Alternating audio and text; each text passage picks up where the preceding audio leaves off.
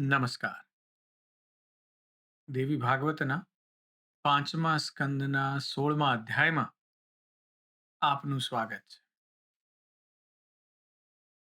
આજના મર્મની વાતના પોડકાસ્ટમાં આપણે એવા વળાંક પર ઊભા છીએ જ્યાં યુદ્ધનું મેદાન હવે મનોવૈજ્ઞાનિક રણભૂમિમાં ફેરવાઈ ગયું છે.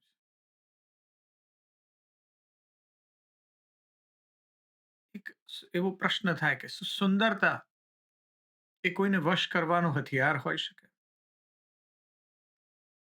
શું એક અસુર જે અત્યાર સુધી માત્ર લોહીની નદીઓ વહાવતો હતો, એ માત્ર પોતાની વાણી અને રૂપથી બ્રહ્માંડની સર્વોચ્ચ શક્તિને છેતરી શકે?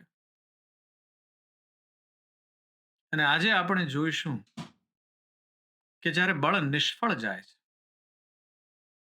ત્યારે છળ કેવી રીતે સુંદરતાનો વેશ ધારણ કરે છે.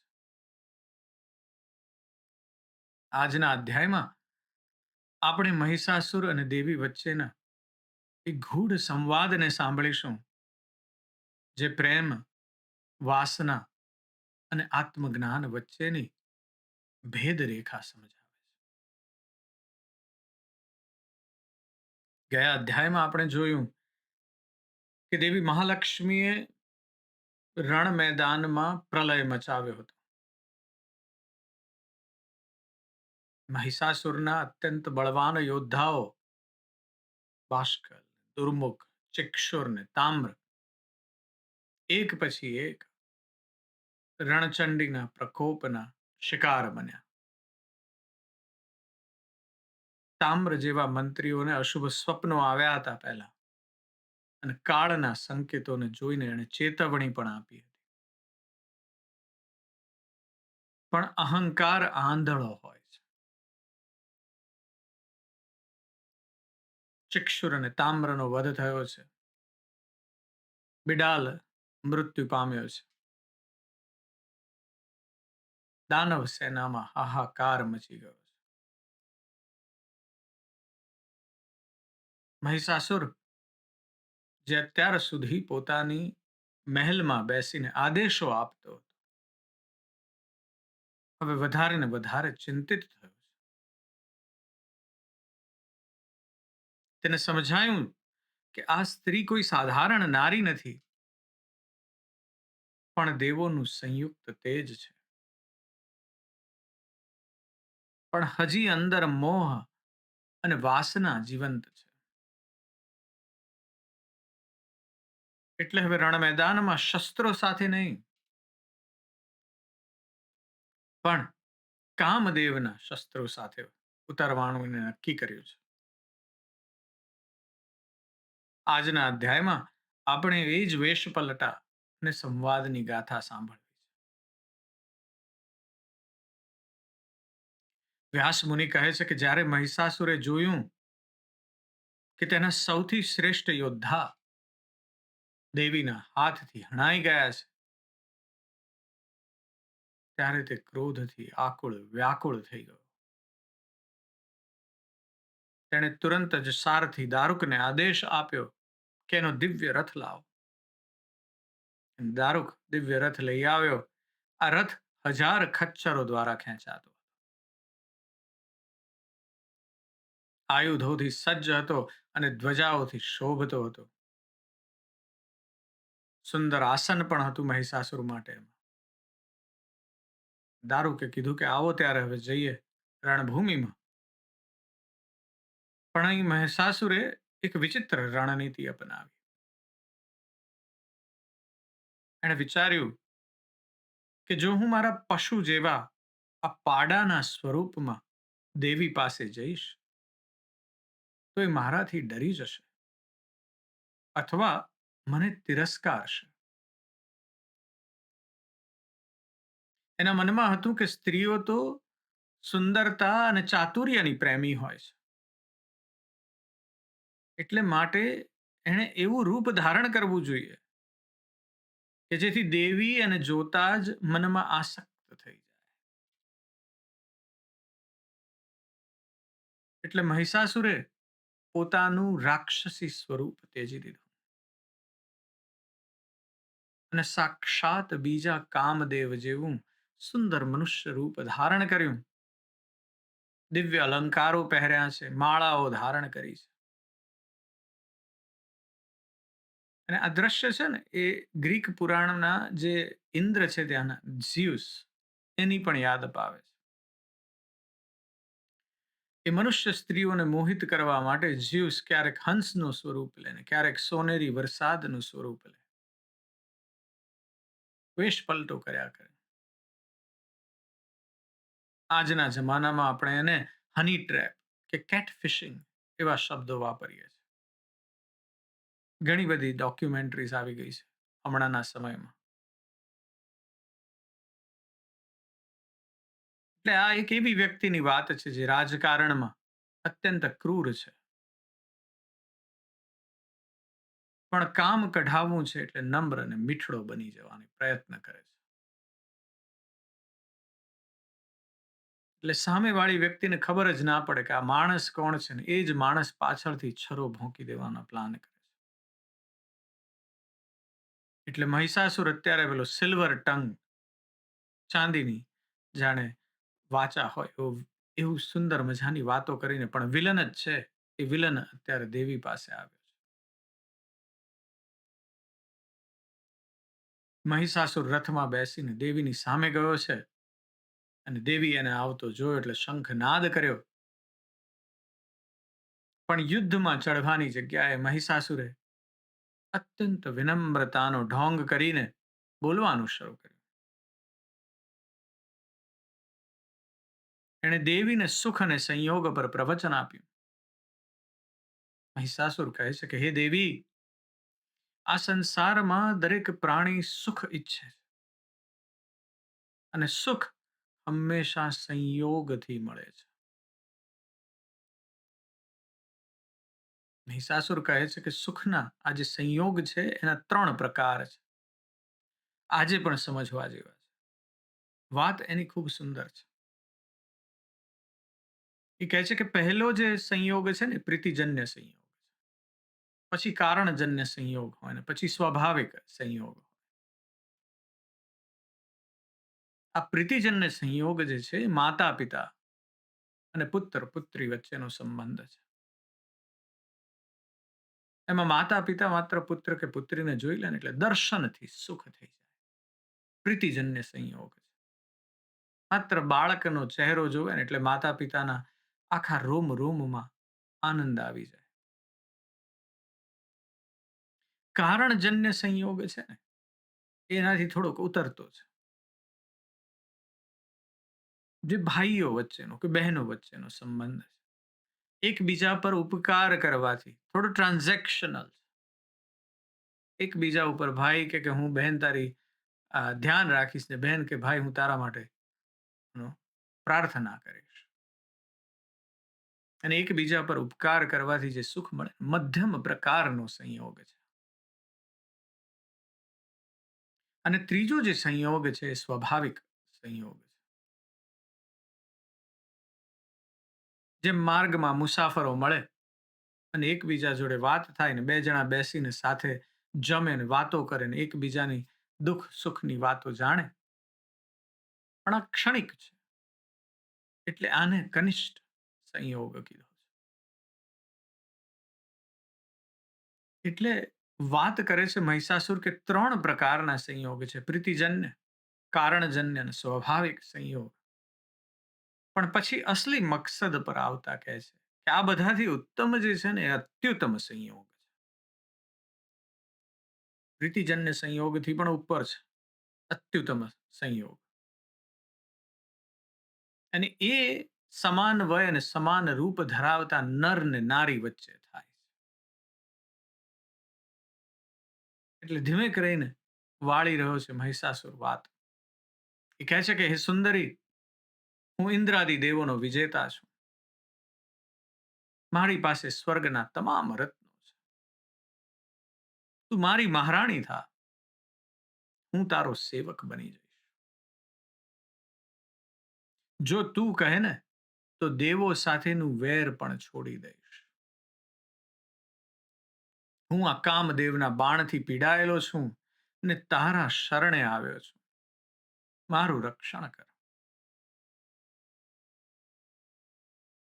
એટલે મહિષાસુરે ખૂબ સુંદર રીતે સંયોગની વાત જોડીને દેવીને કીધું છે કે હું કામ બાણથી વિંધાયો છું અને તારા શરણે આવ્યો છું. પણ શરણે એટલે કે તું મારી પત્ની થા. વાત જુદી છે. અંદર ઢોંગ છે એક જાત. અને દેવીએ જે જવાબ આપ્યો છે ખૂબ ગૂઢ છે. દેવી કહે છે કે મૂર્ખ, તું મને કામ મોહિત સ્ત્રી સમજે છે. હું તો એ પરમ પુરુષની ઈચ્છા શક્તિ છું. હું જ આ શક્તિ છું. હું અખિલ જગતની કરતા છું.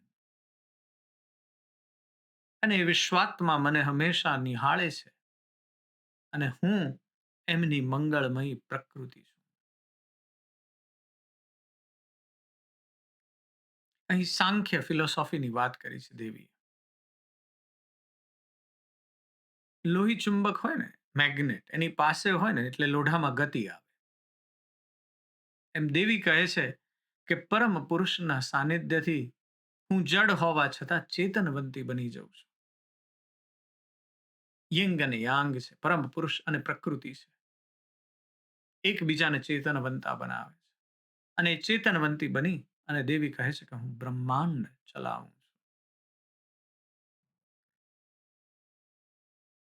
અને દેવી એક કઠોર સત્ય કહે છે મહિષાસુર, એ મંદ બુદ્ધિ, સ્ત્રી તો પુરુષ માટે લોખંડની બેડી સમાન છે. લોખંડની બેડી તૂટી શકે પણ રૂપની બેડીમાં બંધાયેલો પુરુષ ક્યારેય છૂટો નથી પડી શકતો.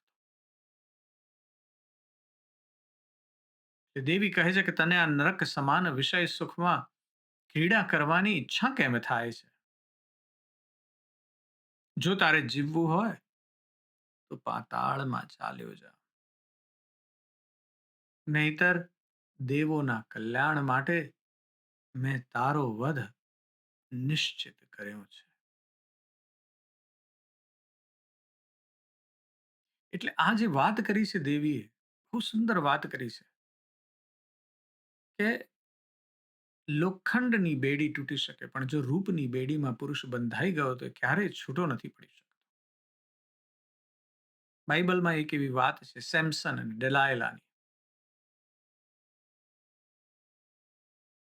ઐતિહાસિક લડાઈ નથી એમાં, પણ એ મહિષાસુરનું જે આ છળ છે ને એનું આબેહૂબ પ્રતિબિંબ છે. સેમસન એક અજય યોદ્ધા હતો. એની શક્તિનું રહસ્ય એનું ઈશ્વરીય વ્રત હતું અને એના વાળમાં હતું. એટલે શત્રુઓ એને હરાવવાનો ખૂબ પ્રયત્ન કર્યો પણ કોઈ દિવસ સેમસનને હરાવી શકતા નહોતા. એટલે પછી શત્રુએ વિચાર્યું કે આ તો સામદામથી માનતો નથી એટલે સૌંદર્યનું આક્રમણ કર્યું. જેમ આપણે ત્યાં ઇન્દ્રદેવ પોતાની અપ્સરાને મોકલે એમ શત્રુએ ડિલાયલાને મોકલી. અને સેમસન ડિલાયલાના પ્રેમમાં એના રૂપના બેડીમાં બંધાઈ ગયો. એટલે ડિલાયલાએ થોડા વખત પછી સેમસનને એની શક્તિનું રહસ્ય પૂછ્યું તો સેમસંગે એને 3 વાર છેતરી. સેમસને કહ્યું કે જો તેને 7 કાચા અને ભીના ધનુષ્યની પણછથી બાંધવામાં આવે ને તો એ નિર્બળ થઈ જશે. પછી કહ્યું કે ક્યારેય જો એને ન વપરાયેલા એવા દોરડાથી બાંધવામાં આવે ને તો એ હારી જશે. દલાલાએ ફરી વાર પ્રયત્ન કર્યો પણ ખોટી પડી. છેલ્લે ત્રીજી વાર પૂછ્યું. એણે કીધું કે ભાઈ મારી વાળની 7 જટાઓને વણાટના સંચામાં ગૂંથી દેવામાં આવે ને હું સૂતો હોઉં ત્યારે તો હું શક્તિહીન થઈ જાઉં. તો ડલાયલાએ પોતાની વણાટનો જે સંચો હતો એમાં બાંધી દીધા એના વાળ. પણ આખી દિવાલ લઈને સેમસન બહાર આવી ગયો. પણ ડેલાયલાના પ્રેમના પાશમાં એવો ફસાયો હતો કે ડેલાયલાએ કીધું કે જો તું મને પ્રેમ કરતો હોય તો તને ખરેખર મારામાં કોઈ શ્રદ્ધા જ નથી. એટલે તું મને કશું સાચું કહેતો નથી, તારો પ્રેમ સાચો નથી. અને આ ડેલાઇલેના પ્રેમમાં ફસાયેલો સેમસન એણે સાચું રહસ્ય કહી દીધું.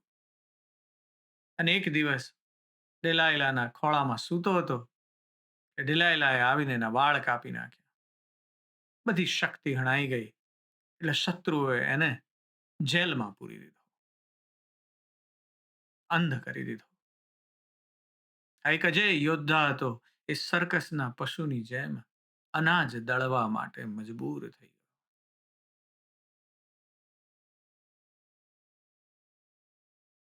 એટલે આવી વાત બની છે. એક છેલ્લી વાત છે સેમસનની કે ત્યારબાદ એક ઉત્સવમાં એની મજાક ઉડાવવા માટે એને બહાર લાવવામાં આવ્યો. પણ એ વખતે એના વાળ વધી ગયા હતા. એટલે છેલ્લી વાર અંધ સેમસને ઈશ્વર પાસે પ્રાર્થના કરીને પ્રચંડ શક્તિ માંગી. અને મંદિરના જે મુખ્ય સ્તંભ હતા ને એને હચમચાવીને આખું ભવન એના શત્રુઓ પર પાડી દીધું. પોતે પણ મૃત્યુ પામ્યો અને શત્રુઓને પણ મૃત્યુ પમાડ્યા. અધર્મનો નાશ થયો. પણ આ વાસના છે ને, એ આવી રીતે સૌથી શક્તિશાળી માણસને પણ આંધળો કરી શકે છે. અને સાચો પશ્ચાતાપ અને બલિદાન છે ને પતિત આત્માને ફરીથી ગરિમા અને મુક્તિ અપાવે છે.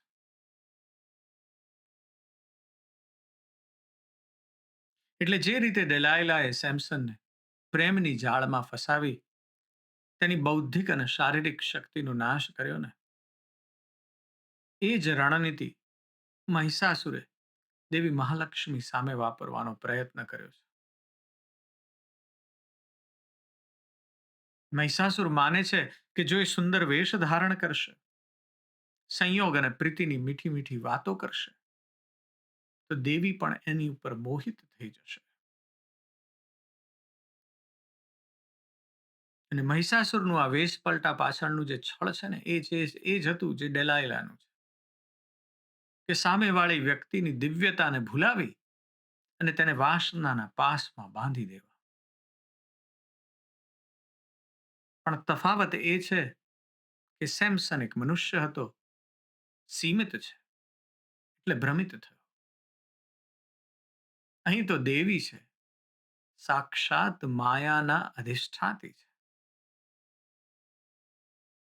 એને તમે ક્યાં ફસાવી શકવાના?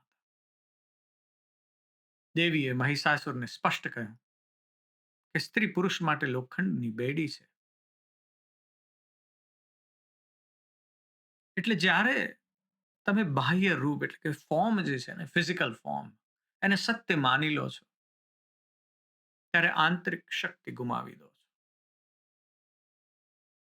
સેમસનનું પતન છે ને એ મહિષાસુરના મિથ્યાભિમાનનું ભવિષ્ય છે.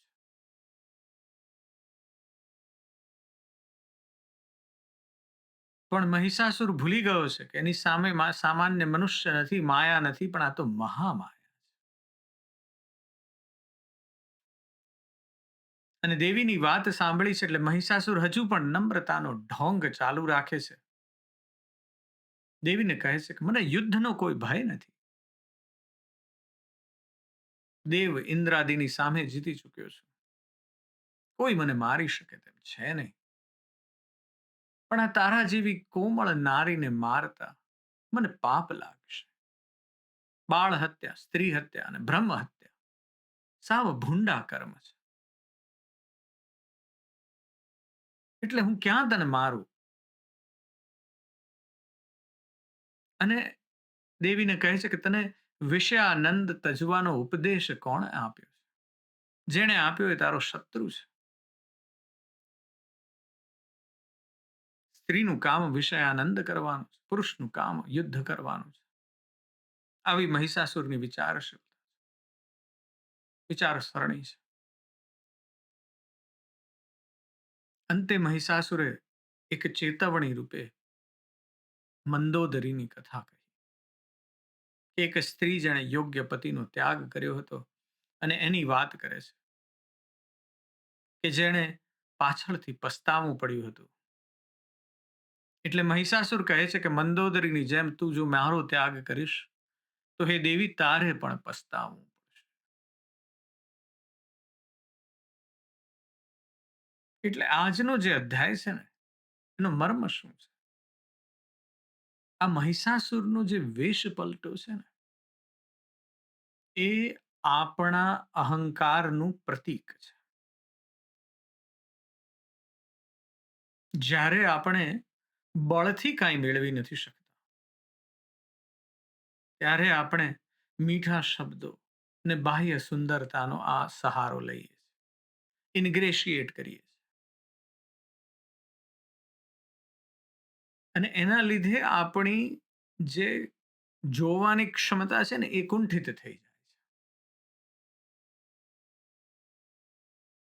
કારણ કે આપણે ફોર્મ ઉપર ધ્યાન આપીએ છીએ, આંતરિક શક્તિ પર ધ્યાન આપતા નથી. એટલે મહિષાસુરને દેવીમાં માત્ર એક સુંદર સ્ત્રી દેખાય, એની શક્તિ નહીં.